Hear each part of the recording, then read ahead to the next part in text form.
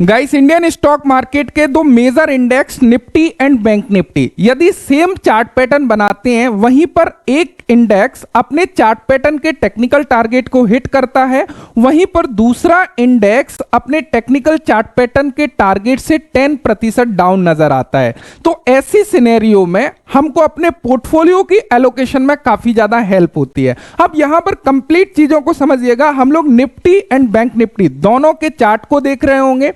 क्या निफ्टी यहां से और बहुत तेजी से ऊपर जा सकता है या फिर ये करेक्शन ले सकता है, साथ ही साथ बैंक निफ्टी के क्या हाल है, कंप्लीट चीजों को समझिएगा। इससे काफी ज्यादा हेल्प आप लोगों की होगी।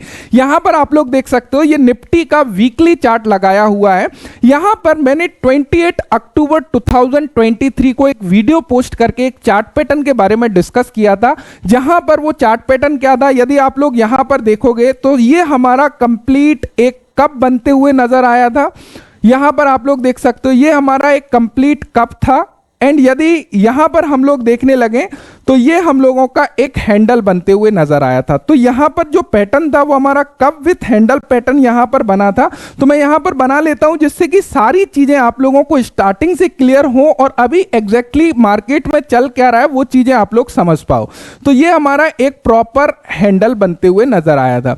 तो ये कप विथ हैंडल का ब्रेकआउट हुआ। ब्रेकआउट होने के बाद में ऊपर गया, जब रीटेस्ट किया तो समवेयर अराउंड इस पॉइंट पर मैंने वीडियो बनाया था 28 अक्टूबर को। और इसके यदि हम लोग टेक्निकल टारगेट को देखने लगे तो इसका टेक्निकल टारगेट हमारा क्या निकल के आया था, हम लोगों ने कप की प्रॉपर डेप्थ ली पूरी।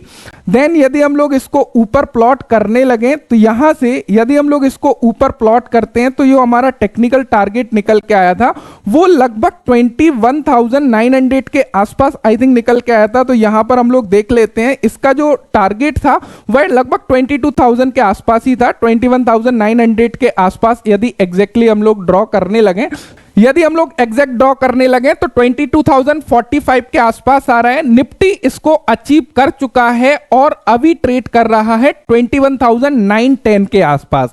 अब वहीं पर यदि हम लोग बैंक निफ्टी की बात करें, साथ में मैंने बैंक निफ्टी का भी आप लोगों को चार्ट डिस्कस किया था। सेम चार्ट पैटर्न यदि आप लोग यहां पर देखने लगे तो यहां पर आप लोग देख सकते हो, ये प्रॉपर हमारा एक कप बना।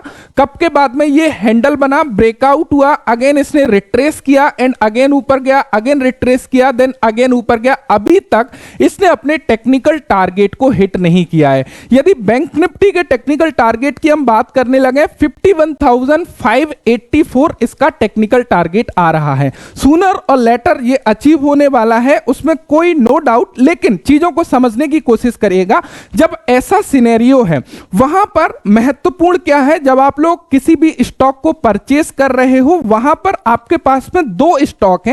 एक बैंकिंग स्टॉक नजर आ रहा है जो अच्छे वैल्यूएशन पर नजर आ रहा है, दूसरा हमारा एक निफ्टी 50 का मेजर स्टॉक है। तो आपको यहां पर किसको प्रेफरेंस देना चाहिए? बैंकिंग स्टॉक को प्रेफरेंस देना चाहिए। बैंकिंग सेक्टर अंडर वैल्यू हम लोगों को थोड़ा सा प्रेशर में नजर आ रहा है, तो ज्यादातर केसेस में निफ्टी एंड बैंक निफ्टी आपस में कोरिलेट करते हुए चलते हैं। तो यहां पर जैसे कि अभी प्रेजेंट पोर्टफोलियो की मैं बात करूं, थोड़ा सा बैंकिंग स्टॉक की एलोकेशन को मैं बढ़ाने लगा हूं। जैसे रिसेंट मैंने कुछ बैंकिंग की वीडियो भी बताई है जो मुझे अंडर वैल्यू नजर आ रही है। मेरे पॉइंट ऑफ व्यू से मैंने अपनी इन्वेस्टिंग के लिए जो भी स्टडी करी वो आप लोगों के साथ में शेयर करता हूं। अब यहां पर चीजों को समझिएगा। अब यदि हम लोग, काफी लोग पूछ रहे हैं क्या सर निफ्टी जो है वो अभी बहुत ज्यादा स्ट्रेच करके ऊपर जाने वाला है या फिर रिट्रेस करने वाला है, तो एक चीज फोकस करिएगा, ऐसा जरूरी नहीं है कि इस टेक्निकल टारगेट को हिट हो गया है तो निफ्टी और ऊपर नहीं जा सकता है। बिल्कुल ऊपर जा सकता है, नो डाउट, काफी स्ट्रेच कर सकता है, ये मार्केट है। लेकिन यहां पर जब ऐसा सिनेरियो नजर आ रहा है तो ज्यादातर केसेस में या तो ये रेंज बाउंड नजर आएगा, लगभग समवेयर अराउंड 21,500 से लेके 22,100 200 के बीच में रेंज में काफी टाइम ट्रेड करते हुए नजर आएगा, या फिर यहां से स्ट्रेच हो सकता है। लेकिन दोनों ही केसेस में हमको अपनी नई इन्वेस्टमेंट को, तो क्या अपने पूरे पोर्टफोलियो की होल्डिंग को सेल कर देना चाहिए? बिल्कुल भी नहीं, ऐसा कभी नहीं करना है।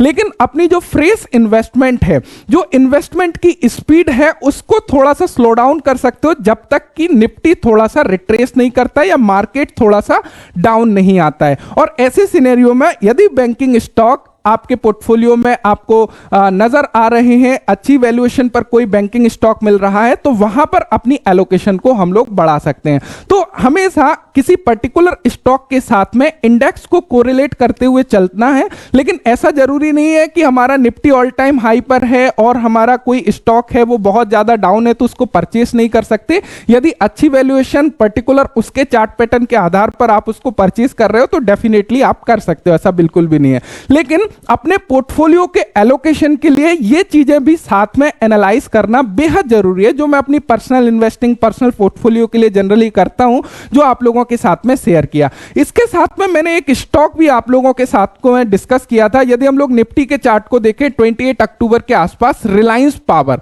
उस टाइम पर स्टॉक में सेम चार्ट पैटर्न बन रहा था। यदि आप लोग जाकर देखोगे, मैं यहां पर लगा लेता हूं जिससे कि चीजें आप लोगों की क्लियर हो। यदि हम लोग रिलायंस पावर की बात करें तो यहां पर मैं रिलायंस पावर के चार्ट को लगा लेता हूं जिससे कि आप लोगों को क्लियर हो।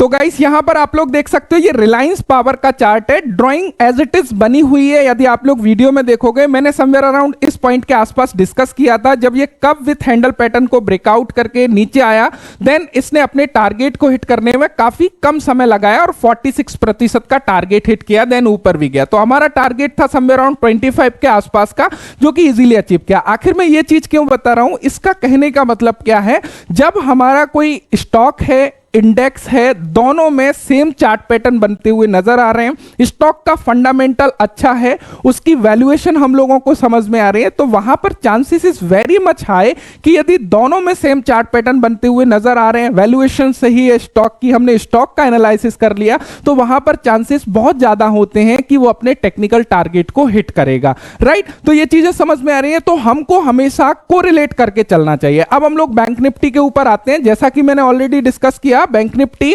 यहां से ऊपर जा सकता है, लेकिन चांसेस क्या नजर आ रहे हैं कि यहां पर काफी टाइम रेंज बाउंड हम लोगों को देखने को मिल सकता है। वहीं पर यदि हम लोग बैंक निफ्टी की बात करें तो बैंक निफ्टी का हमारा जो टेक्निकल टारगेट है वह 51,584 के आसपास है। सूनर और लेटर ये काफी जल्दी अचीव जो है करने वाला है, इसमें नो डाउट, कोई भी डाउट वाला यहां पे बात नहीं है।